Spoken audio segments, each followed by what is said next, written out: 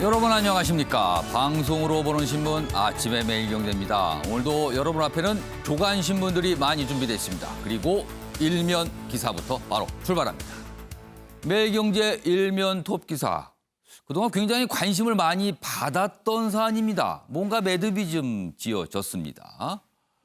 독일 기업 DH. 요기요 팔고 배민 품는다. 요기요, 배민, 배달의 민족. 요즘에 많이들 이용하시죠. 이 기업에 관한 얘기들이 있습니다. 여기 보면 공정위가요.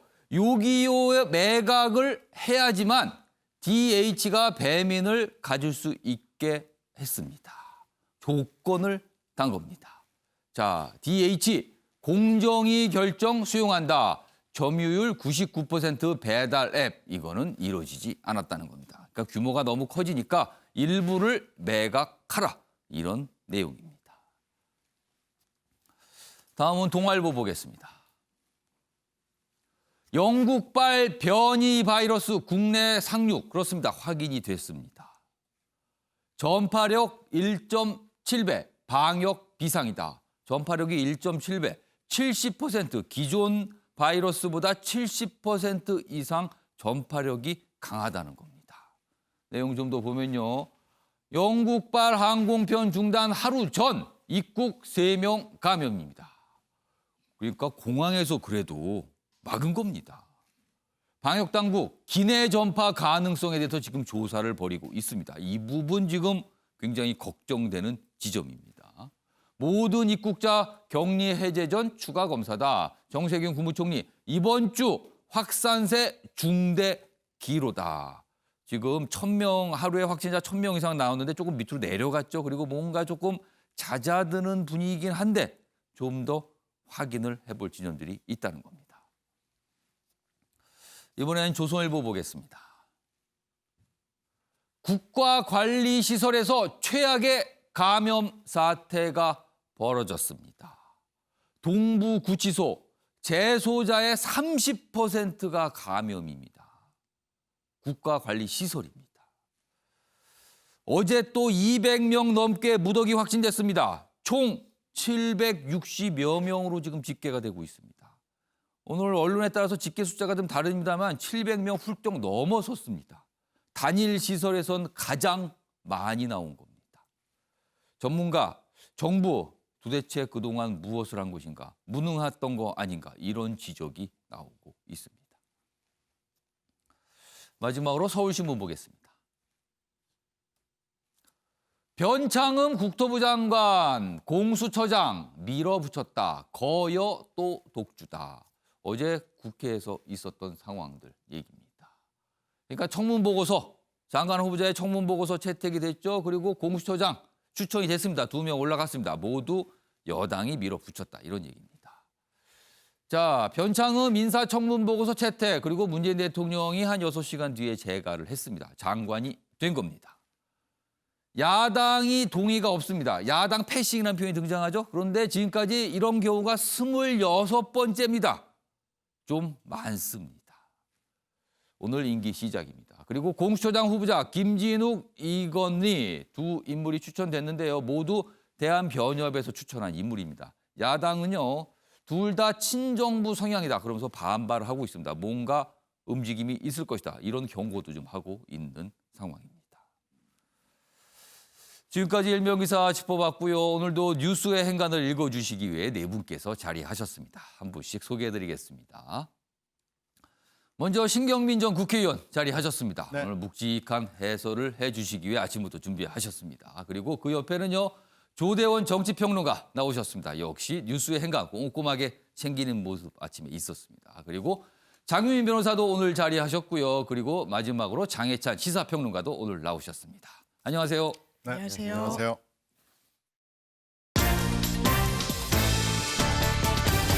오늘 다룰 주요 이슈들을 4가지 키워드로 정리했습니다. 아침을 여는 키워드입니다. 첫 번째 키워드 화면에 준비되어 있습니다. 코로나 감옥입니다. 동부구치소 얘기입니다. 감옥인데요. 그 안에서 엄청난 확진이 이뤄진 겁니다. 그 안에 계신 분들 여러 가지 문제 때문에 들어가 있긴 하지만 어떻게 할 수 있는 방법이 없었잖아요. 과연 이것은 어떻게 책임을 물어야 하는 것인가? 지금 이런 얘기 나옵니다. 두 번째 키워드는 26번째입니다. 변창흠 국토부 장관 후보자 어제 임명이 돼서 장관이 됐습니다. 그런데 야당의 동의 없이 야당이 청문보고서에 참여하지 않은 채 26번째 현 정부 들어서 장관 인선입니다. 그리고요, 세 번째 키워드는 역풍 안 온다. 지금 여당 내에서 일각에서 나오는 주장입니다. 윤석열 검찰총장 탄핵 소출하자. 탄핵하자는 얘기잖아요. 그런데 여당 지도부에서는 이거에 대해서 좀 굉장히 신중해야 된다. 꼭 그럴 필요 없다. 이런 반응임에도 불구하고 역풍 안 온다 이런 얘기가 나옵니다. 역풍 안 온다. 그리고요, 마지막 키워드는 가사 도우미 퇴직금. 지금 정부에서 이런 내용의 정책을 추진하고 있습니다. 이 내용까지 준비되어 있습니다. 자, 그럼 아침의 매일경제의 첫 번째 이슈는 코로나 상황 좀 짚어보겠습니다. 변이 바이러스. 좀 전 세계 거의 모든 나라를 좀 긴장시키고 있습니다. 어린이도 쉽게 감염되는 영국발 변이 바이러스. 국내 확산세에 기름을 붓는 건가? 또 다른 걱정입니다. 지금 백신이 나왔잖아요. 접종이 시작이 됐습니다. 물론 우리나라는 좀 내년 넘어가야 되지만 각국에서 시작이 됐기 때문에 이젠 코로나 바이러스 뭔가 잡을 수 있는 거 아닌가라는 생각을 하는 터에 변이가 나온 겁니다. 정확하게는 잘 모릅니다. 지금 어떤 성격을 갖고 있는지. 내용 보겠습니다. 한국도 뚫린 변이 바이러스 어떻게 다른가 설명이 좀 돼 있습니다. 치명률 더 높지는 않다. 기존 백신으로도 예방 가능한 것으로 전문가들은 얘기하고 있습니다. 과도한 공포감 가질 필요 없다. 이런 당부도 좀 나오고 있습니다. 그러니까 전파력은 굉장히 강하지만 치명률 자체는 뭐 비슷하다 이런 거죠. 그나마 다행이다. 이런 얘기입니다. 이달 중순에 입국한 80대 사망, 가족 3명도 변이 바이러스 감염 확인 뭐 이렇게 돼 있습니다. 이런 내용을 좀 많이 좀 소개가 되고 있는데요. 자, 그럼요. 이와 관련된 방역 당국의 설명부터 좀 들어보겠습니다. 이 영국 변이 바이러스로 인해서 전파력이 높아지고 그걸로 인해서 R값이 0.4 이상 증가할 수 있다라고 해서 역학적인 상황을 근거로 전염력이 높다라고 판단을 하고 있는 상황입니다. 저희도 이제 이 변이 바이러스가 최대한 국내에 유입돼서 전파력을 높이는 것을 막는데 차단하는데 최선을 다하겠고, 만약에 이 전파력이 큰 그런 변이 바이러스가 국내에 유입될 경우에는 이제 영국에서 경험했던 것처럼 전파력을 높일 수는 있다고 판단하고 있습니다. 자, 변이 바이러스 관련 기사 하나 더 보겠습니다. 다음입니다. 록비공 같은 변이, 전파 속도 빨라 치사율 높아질 수도. 앞선 기사에서는 치사율은 비슷한 거 아니냐 이런 분석인데 아직까지 정확하게는 모르는 거거든요. 그래서 혹시라도 이게 또 문제를 일으킬 수 있지 않은가 이런 분석도 좀 조심스럽게 나오고 있습니다. 내용 보겠습니다. 지금 상황은요, 사실은 과도하게 걱정하는 게 먼 훗날 보면 더 안전할 수도 있습니다. 그래서 전문가들이 좀 그런 분위기도 있습니다. 기존의 S, V그룹보다 전파력이 높다고 합니다. 국내 최대 유행 G그룹에서 변이가 발생했다. 전문가들, 변이 맞춰 백신 재설계 가능하다. 그러나 지금은 변이 바이러스예요. 그런데 이것이 변종 바이러스로 진화할 가능성 배제 못한다. 그럼 변이와 변종의 차이가 있다는 건데 여기 진화인데요. 이거는 나쁜 진화죠. 근데 아직은 변이 수준이고 변종까지는 안 갔다는 겁니다. 그렇다면 변이와 변종의 차이가 있을 겁니다. 그 부분 좀 설명 좀 드리겠습니다. 다음 화면입니다. 여기 보시면요. 지금 발견된 건 변이입니다. 변이는 유전자 특성은 같습니다. 근데 염기서열 일부가 바뀌어서 감염력 등이 변한 거. 그러니까 기본적으로 같은 종류입니다. 그러나 약간의 변화가 생겼다. 뭐 이런 거죠. 그래서 변이라는 표현을 씁니다. 기존 백신 효과 있음입니다. 이게 중요하죠. 그런데요. 변종은요. 변이를 반복을 하게 되면 종 자체가 달라지는 겁니다. 다른 게 되는 겁니다. 새로운 백신 치료제 필요한 겁니다. 그렇다면 기존의 백신 안 들 수도 있다는 거죠. 얘는 사스, 메르스, 코로나19도 이거는 변종들입니다. 근데 아직은 변종은 아니죠. 이렇게 가면 큰일 나는 거거든요. 지금은 변이 단계만 있다는 내용입니다. 자, 지금 뭐 이 중간중간에 이제 백신 얘기가 섞여서 있었는데요. 백신과 관련된 기사도 오늘 준비되어 있습니다. 보시죠. 백신 여권 있어야 해외 가는 시대가 오나. 지금 이런 얘기가 각국에서 얘기가 되고 있습니다. 지금요. 미국, 유럽 접종 확인용 디지털 여권 개발 중입니다. 그럼 이 경우에는요. 백신 맞았다는 증명서가 없게 되면 여행이 제한될 수도 있다는 겁니다. 코로나 면역력 있다는 걸 증명해야 입국을 허가한다. 지금 각국에 이런 분위기 잡히고 있거든요. 격리 대신 백신 여권 보여주면 문제가 없으니까요. 그래서 좀 앱들도 개발된다는데 이렇게 되면은요. 지금 사실 개도국 중에서 많은 국가 백신 확보 못하고 있습니다. 그러면 그런 국가들은 어떻게 하냐는 거죠. 거기에 사실은 그 국민들은 해외여행 못하느냐 이런 문제가 발생합니다. 그리고 국가별로 백신 접종 시차가 있거든요. 그럼 그 사이는 어떻게 할 거냐. 이른바 백신 디바이드 우려입니다. 여기 보시면 사진 좀 잠깐 볼까요?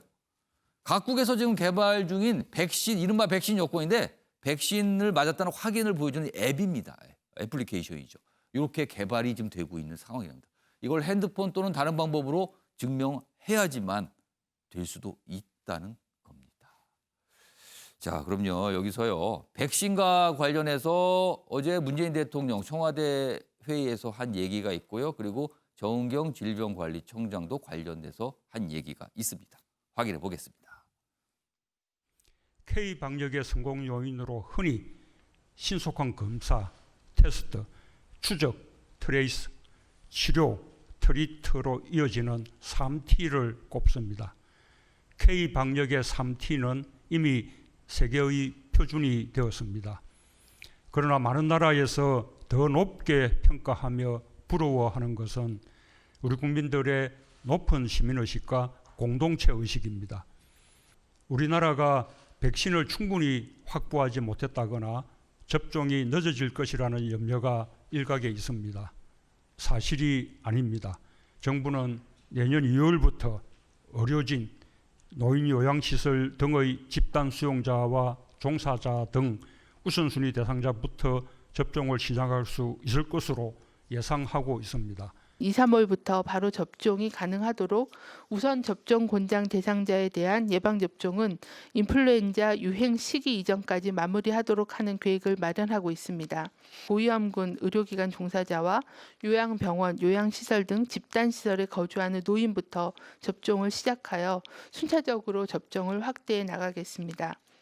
현재 정부가 구매 예정을 포함한 확보한 4,600만 명분의 백신은 우리나라 전체 인구의 88%에 해당하는 물량이고 현재 접종 가능한 인구의 기준으로 보면 100%가 초과하는 물량이어서 통상적인 집단 면역을 확보하는 데는 충분한 물량이라고 판단을 하고 있습니다. 백신 물량과 관련해서는 현재 보도자료에서 말씀드린 것처럼 현재 구매 예정인 것을 포함하면 전 국민 대비 88.8%에 해당하는 물량이고 18세 이상의 인구로 따지면 100%가 넘는 물량이긴 합니다.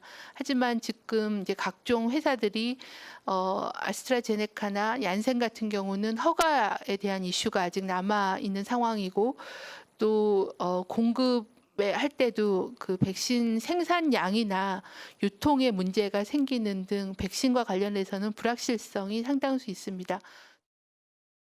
자, 장혜찬 평론가, 문재인 대통령의 이야기, 그다음에 정은경 질병관리청장의 이야기 들어보는데 약간 분위기가 다릅니다. 문재인 대통령은 뭔가 이거는 확실하다, 어떤 자신감 또는 어떤 뭐 이거는 충분하다 이런 걸 강조한 반면에 정은경 청장은 약간 불확실성도 있고 이건 좀 신중히 보고 있습니다. 약간 이런 분위기예요. 이거 어떻게 보셨어요? 그러니까 저는 또다시 지금 백신 국면에서 우리 정부가 보여주고 예. 있는 고질적인 문제가 드러났다고 봅니다. 아. 이 문제가 무엇이냐? 정치인들의 메시지와 전문가의 메시지가 다르다는 점이죠. 아. 그렇기 때문에 오히려 국민들에게 더 큰 혼란과 우려를 지금 낳고 있다고 보여지는데 문재인 대통령이 사실 지난주에는 이런 메시지를 냈습니다. 우리나라 백신 접종 예. 특별히 늦지 않게 하겠다. 아, 그 말 자체는 남들보다 빠르지는 않는다. 어느 정도 늦는다는 것을 전제하고 있었습니다.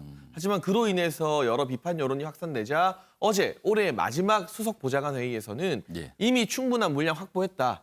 그리고 추가 물량도 확보를 추진하겠다. 아. 우리가 백신 지금 준비가 늦는다고 하는데 전혀 아니라고 말씀을 하셨습니다. 뭔가 좀 불안을 좀 가라앉히려는 걸로 보여요. 어제 네. 바로는요. 그런데 같은 날 이 정은경 청장의 발표가 어제 있었습니다. 예. 물론 같은 장소는 아닙니다만. 예. 여기에서 정은경 청장의 메시지를 보게 된다면 백신 관련해서 생산량의 문제, 허가의 문제, 또 유통의 문제. 예를 들면 일부 백신 같은 경우는 콜드체인이라고 하는 저온 상태에서의 유통망이 갖춰져야 접종을 맞을 수 있기 때문에 이런 문제들 때문에 불확실성이 있다고 말을 했어요. 확실하게 우리가 늦은 것이 아니다. 예. 걱정할 필요가 없다는 대통령의 메시지와는 분명히 결이 다릅니다. 그리고 구매 물량에 대해서도 지금 뭐 18세 이상 국민으로 따지면 100%라고 말을 하고 있지만 예. 전 국민 대비 확보하는 것이 한 88%거든요. 예. 근데 우리나라가 참 OECD 통계를 좋아하는데 이 OECD 가운데 37개국 중에요. 예. 32개국이 연령을 따지지 않고 전 국민의 100%를 초과한 물량을 확보했습니다. 아. 그런 부분을 우리가 비교해 보면 다른 OECD 국가 대비 백신의 확보 물량 자체도 다소 적은 것이 아니냐. 예. 말이 좀 다른 게 국민들이 그럼 대통령 말을 들어야 되나 정은경 청장 말을 들어야 되나 이 부분에서 또 혼란이 올 것 같고요. 예. 그 전날인 27일을 보게 되면 청와대 노영민 비서실장 같은 경우는 내년 2월에 의료진 접종하고 예. 2분기부터는 전 국민 접종한다. 말을 했지만 예. 또 행정부를 책임지는 정세균 총리 같은 경우는 아직까지 딱 못 박을 수는 없다고 말을 했어요. 또 신중하게 얘기했죠. 그렇죠. 또 말이 갈리는 거죠.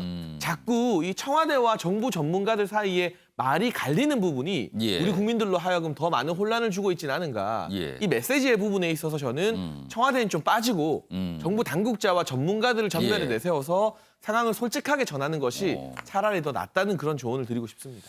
그러니까 장희찬 평론가는 이게 좀 국민들로서는 약간 메시지가 달라서 좀 혼란스러울 수 있다 이렇게 지적을 해주셨어요. 자 그런데 신경민 전 네. 의원께는 이 질문을 드릴게요. 그러니까 국가 지도자의 역할과 방역 전문가의 역할이 좀 다를 수도 있다. 뭐 그런 측면도 또 보이기도 합니다. 어떻게 보셨어요? 이 제품은요. 예. 굉장히 특수한 이 고성능의 상품이죠. 예. 그리고 생산만 한다고 되는 게 아니고 예. 또 전 세계적으로 수요가 있기 때문에 생산부터 접종까지 하기 위해서는 예. 운송도 복잡하고 그렇습니다. 굉장히 복잡한 과정을 거칠 수밖에 없기 때문에 이것은 좀 신중하게 얘기하는 게 맞고요.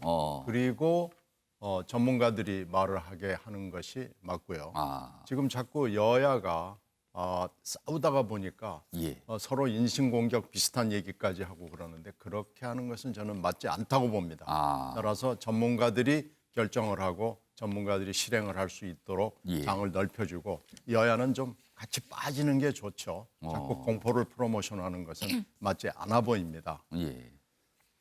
그러니까 이거는 사실 굉장히 전문적인 영역이잖아요. 그러니까 전문가들이 뭔가를 발표하고 설명을 하게 하는 게 훨씬 더 국민들 입장에서는 좋다. 이런 지적을 좀 해주셨습니다. 자, 아까 키워드에서 소개를 좀 해드렸는데요. 동부구치소 상황 좀 짚어보겠습니다.